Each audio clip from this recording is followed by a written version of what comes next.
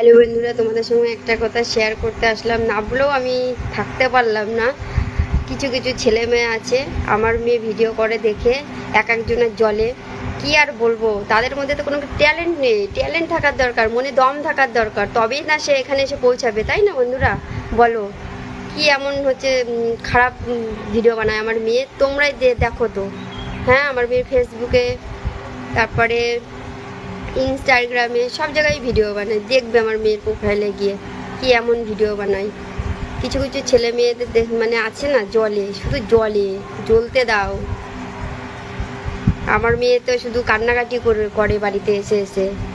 নাম বলবো না, কিছু কিছু আছে ছেলে মেয়ে, একটু একটু ছেলে মেয়েরা বেশি বুঝে গেছে। মা বাবা তুলে কথা বলে, বলে কি মা বাবা করে, তা ছেলে মেয়ে কি করবে?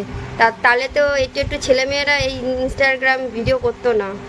তারা তো মানে কি আর বলবো,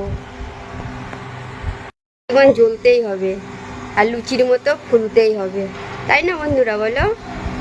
আছে আছে আশেপাশে কিছু কিছু আছে, নাম বলবো না।